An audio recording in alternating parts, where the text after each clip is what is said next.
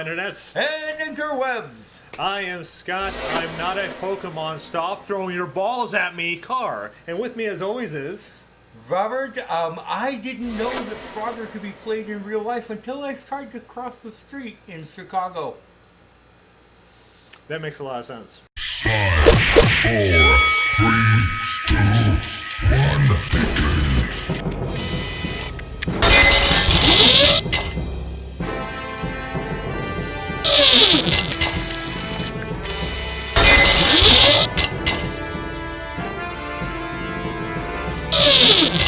Get ready!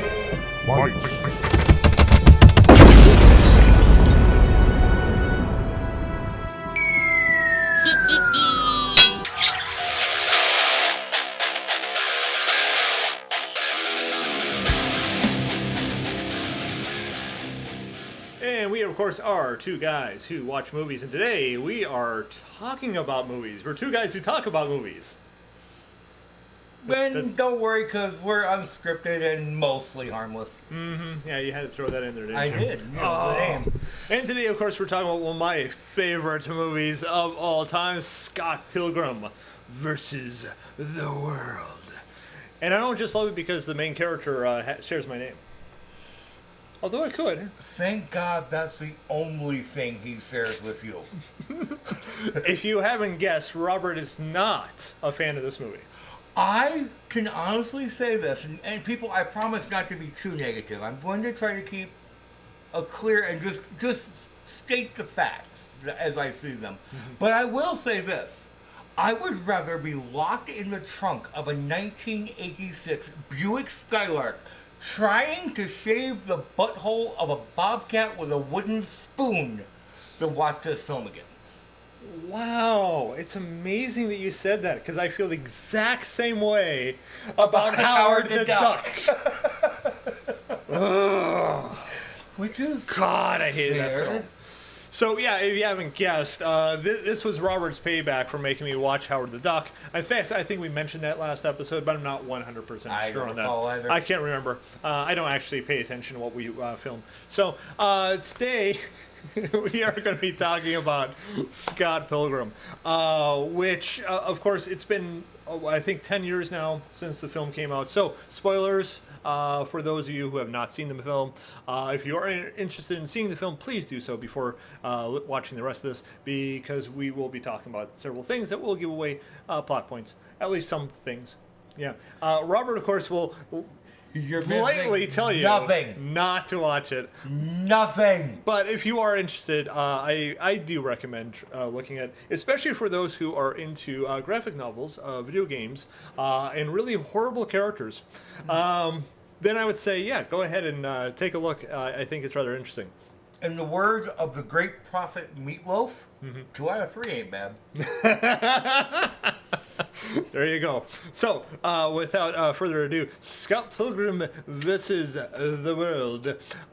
Basically, this movie is about a guy who is 22 years old. He is a loser. He doesn't have a job. He lives with his gay roommate. And is currently dating a high schooler, which, you know, is supposed to be him moving on from his past relationship with she who will not be named. And after a short period of time, ends up meeting the girl of his dreams, literally, because she is a girl who keeps showing up in his dreams, and turns out to be a real-life person named Ramona Flowers, and not only somehow convinces her to date him, despite the fact I don't think that any woman actually would, but then finds that just to be able to continue to date her, he has to defeat her 7 evil exes. Not you, ex-boyfriends. Now, I could tell the story a little different. See, this is a movie about people who weren't good enough to get on Friends. And unfortunately, one of them's a pedophile. He showed up on that To Catch a Predator show once, but he paid off the guy under the table to get out. He should be dragged out into the street by his nutsack and have his testicles removed with, say... a plastic butter knife from KFC. Gotcha. And he locks into this other chick who's, pretty much a downer and seems to be a bit of a. She can't pick him. The poor girl can't pick him. Yeah, Well, leave it that way. Seeing as how she picked 7 evil exes before this, and now she can't picks pick this 'em. guy. Yeah, exactly. And then you pick on So, the pedo. Okay, that was yeah. my two. Yeah, there you go. Oddly enough, I would not ever try to say these are good people because they're not good people. And in fact, I don't think they were ever meant to be believed to be good people. I mean, the reason why you watch this movie is for the fight scenes, for the comedy. I mean, there's some really funny stuff in there as far as I'm concerned. Maybe you might not agree with that. But and the big thing with this, what I love about this movie is the way it is edited, the way Edgar Wright, the director, found a way to turn this into easily the best live-action video game I've ever seen. Because the fight sequences are made to look just like fight sequences from a video game. And just does a phenomenal job. I don't know why no one has ever thought to do something similar for, a fighting video game turned Right, movie. No one's ever tried that. And that's Which is the sad. one thing I can't argue with you on. Some of the cutscenes in this blew me away. No. The way the film was shot, the colors, the little video game hearts that I've just first time I've seen this. My kid makes me watch it. I accidentally saw it on HBO once and then today. But I did notice stuff today that I have not noticed before. The snow melting when she walks. Yeah. When she kisses, the little heart that comes out. It's yeah. very small. Yep. But in the transitions, dear God, it's shot beautifully. You're talking about the heart that comes out when she kisses. You know, a lot of people miss the fact that it's Scott Pilgrim playing the bass behind them for their theme song. That when they're kissing for I'm pretty sure it's the first time, their love song is going on, and behind them you can literally see a little guy with a bass guitar, and that's actually Scott Pilgrim. So a lot of people even miss that too. They get the fact that someone's playing the guitar. They don't get it's supposed to be him because in his head he's playing the bass line for his own love music. Because of course, I mean, he's full of himself. I mean, that's the whole point. Now, oddly enough, I did not read the graphic novel before watching the film. I actually read the graphic novel after watching the movie, and I'm a huge fan of the graphic novel. Fun fact, and this is actually a fun fact I didn't tell you while watching the movie. There is a line when Scott Pilgrim at one point, he gets defeated at one point in the movie, and he realizes he had a one-up. He had an extra life, so he's able to come back. And when they do this, they had him re-go through all the events again. But when he comes back to the final level, there's a guy who literally says the line, well, actually, the graphic novel is so much better than the movie. And they literally did that line because Brian Lee O'Malley, the guy that did the graphic novel, was going to be on set that day. That was specifically for his benefit, and I bet you he got a kick out of it. I think it's great. But yeah, I'm definitely a fan of this movie. Just from all the different things in there. Now, there's a few things that I'll agree with. I'll agree with it. The characters are not that great of people, but not that great of people. Okay, some of them are just downright horrible. But at the same time, no. But at the same time, I think that's part of the point.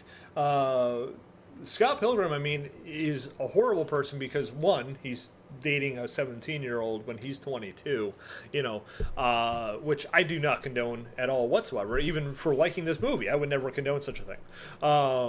But I did like the fact that she's supposed to be more mature than him. The whole point of that relationship is she's the mature one, not him. That she's more like the 22-year-old. He's more like the 17-year-old. Honestly, as far as maturity is concerned. Which also, fun fact, I love the fact that the actress was older than the actor when they were actually filming this. But yeah, despite the fact that they're horrible people, I still enjoy the movie because for some of them, not Scott Pilgrim, but for some of the other characters, to me it almost made them feel more realistic because they were horrible people. If that makes any sense. I love the look on your face for that. Horrible people. No. Just close it. Horrible people are guys who go into Starbucks and have them write a stupid name on the cup and leave. Horrible people are the ones who go and complain to the manager that the guy's music's too loud in his car. These people are not horrible people. These people should belong to the Manson cult. They should be put into a bus, duct taped in, and thrown over a cliff while somebody douses them with gasoline lighting a match. These are not horrible people. These are the scum bottom piss of the earth, except for the girl who plays the drummer. She's just an idiot. Even Knives is so naive that at the end, when she goes in to kick ass, she lets herself get talked out of it. That cocksucker cheated on you. First of all, he robbed the cradle. Second of all, he cheated on you. Completely admitted it, and you're like, oh, okay, I'll fight with you. No, you, Scott, you're gonna die now. Okay. These are not horrible people. These are monsters. Yeah, I don't completely agree with you. I'm sorry. understand. Actually, in fact, I find the X's are, They're kind the of only more pure ones in the film.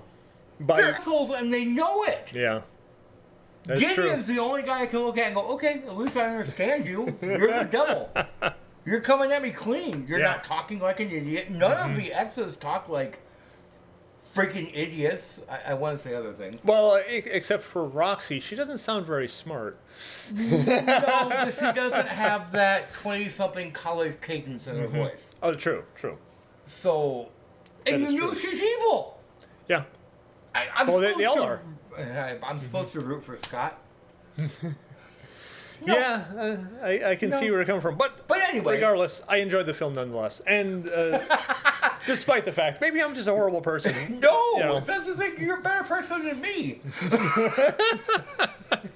I'm usually the guy rooting for the bad guy, but it's the bad guy that's the obvious killer. Wait, the so obvious. did you root for Gideon in this? Oh, then? absolutely. Oh, okay.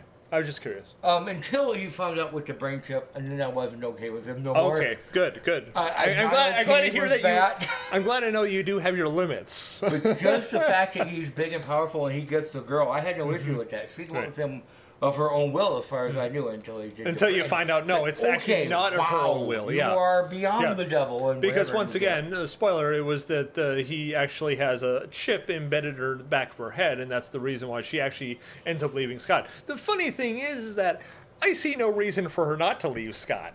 Despite the fact, I enjoy the film, despite the fact that I enjoy every minute of it. I don't see any reason for her to be with the guy. Yeah, and It never makes sense to me that she even is with him at all whatsoever. I understand why he kind of goes after her, but I don't understand the reason why she goes with him. In fact, I don't even see why Knives goes with him. Well, it's to be because perfectly the honest. script said they had to. Well, yeah, I know that That's part. the only- But beyond that, no. Most of the other characters for me do make sense. But to me, there's not a lot to them. Steven Stiles, I mean, he's the talent. He's the lead singer of the band. All he cares about is the battle of the bands. And I don't see him as a horrible person. I guess you could say because he's forcing. He sold out pretty quick. Oh yeah, that's true. I mean, he was wasn't thinking about there before they could even argue he was there with the pin. Right. So as I said, really, they're all now. Granted, that's Well, not once again, that does deviate from the graphic novel, though. I think that you might not find them as horrible people in the graphic novel. Stephen Stiles specifically, actually in the graphic novel, gets Scott a job. And they do not have the Battle of the Bands. He is trying to just get them gigs. And they'd never sign with Gideon, ever. They never go with Gideon in any way, shape, or form. So, yeah, that doesn't happen. So you might not find them as horrible. Is he still dating a 17-year-old? Well, no, I didn't say Scott Pilgrim Oh, was. No. okay. I was talking about the side characters. No, Oh. Scott Pilgrim still dates a 17-year-old in the graphic novel. Yeah, well, then, still, snip. In fact, Scott Pilgrim, there's very few things that are different with him. The only big difference with him in the graphic novel is him and Ramona in the graphic novel. I felt that their relationship made more sense because they have more time together. The graphic novel takes place over 10 months to a year or something like that. I'd have to double checked. It's been a bit since I read it. But I believe it's either 10 months or a full year. And because of that, they have more time together. And you can actually get to see why they're in a relationship together. It does make sense to a point. Once again, not at the beginning. Okay. Unfortunately, though, we're not talking about the graphic novel. Yes. We are talking about the movie.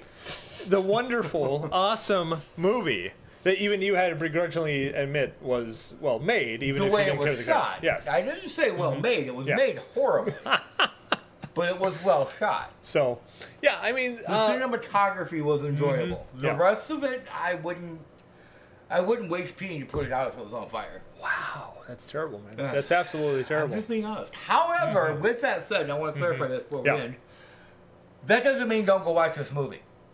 Do not take my advice that it's horrible, I hate it, da da da da da. Go watch it for yourself. By all means. Form your own opinion. Form you know? your own opinion. Exactly. That's what I thought about it, but he loves it. Oh, I You love might it. too. So by Yeah. all means. I mean, there's a reason this movie has a cult following, but Right. not everyone loves it, and there's a good reason for that. You know, especially like I said, if you're not into video games, if you're not into graphic novels, you're not into this type of humor. I mean, like you were comparing it to like sitcom type of Yes. humor, like you said, like Friends and stuff like that. Yep. You might not like this. This is not the type of movie for you then. There's a lot of good action in it, but you do have to sit through a lot of the other stuff before you even get there. I mean, the first action sequence takes place, 30 minutes, 45 minutes into the film? Yeah, I mean, it's a 2-hour film, but it takes a while to get to even the first action sequence. I mean, by the end, there's just one sequence after another, but, you know, it takes a while to get there. Yep. It reminds me of, oddly enough, another Edgar Wright film, Hot Fuzz. Which was billed as an action comedy, despite the fact all the action happens in the last 30 minutes of the movie. This is true. It's, you know, still a comedy up to that point, but Not not a really lot of action. Right. And sadly, I got my parents to watch it by telling them it was an action comedy, and they were very unhappy with the movie because they're like, "You forgot to put the action in the action Well, it comedy." happens. I was like, "No, I didn't put that." Well, they didn't forget to put the action in. They put it all in there. In the last 30 minutes. I wasn't wrong. All in all, horrible film, but go watch it. Yeah, all in all, great film. Highly recommend it. Yeah, got no idea what movie we're doing next for these. Heck, you never know. I mean, they're starting to finally put movies in theaters. We might I know. actually do something How new. awesome would it be to do something that happened this month or this Yeah. year? Or like, you know, this weekend. Yeah, exactly. So, yeah, with any luck, we'll be finally doing some of these with current films. Yep. But if not, we've watched a lot of movies, believe it or not, hence our title. So if not, we've got other movies to talk about. We've got a lot of Absolutely. movies to talk about. Some good, some bad, some that only he likes. So until next time, They're called good films. yeah, there's other words for them. Good is not the word anyone other than you would ever use. true. Like Mario Brothers. It's coming. We are never going to watch that film. It's coming. Never. Not going to do it. See you next week. Yep, later.